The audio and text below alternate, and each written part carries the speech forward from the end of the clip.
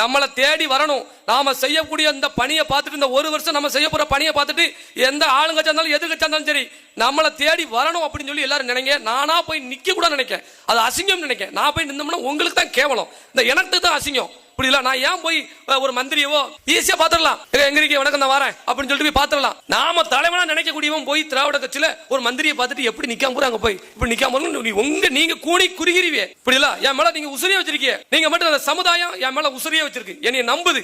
நான் என்ன தப்பு பண்ணாலும் நீங்க உங்களுக்கு அசிங்கமாயிரும். நீங்க கூணி குறுகிறிவே, பொது இடத்துல நிக்க முடியாது. இன்னைக்கு எந்த இடத்துல போனாலும் என் பொறுப்பாளர் போய் பிஎம்டி அப்படின்னு சொல்ல முடியாது. சார் நல்ல மனுஷங்கப்பா, நல்ல குணம், நல்ல இந்த சாதியை காப்பாத்தாங்கப்பா, நல்ல கேரக்டர் அப்படின்னு உங்களுக்கு வந்து நல்ல பேர் கிடைக்கும். நான் அப்படி நடந்துக்கிறதுனால நானும் இப்படி போயிட்டேன்னு வைங்களேன், நீங்க போய் அந்த பிஎம்டி வந்துட்டானா சீட்டிங் அப்புறம் சீட்டிங் கொடுப்பாமா. இப்படிதான் உங்களுக்கு எனத்துக்காண்டி உசுர வந்து கொடுக்கக்கூடியவங்க அப்படிங்கிற பேரை உங்களுக்கு நான் உண்மையா இருந்து வாங்கி கொடுத்துருக்கேன். புரியுதுல, உணர்வா இருந்து வாங்கி கொடுத்துருக்கேன்.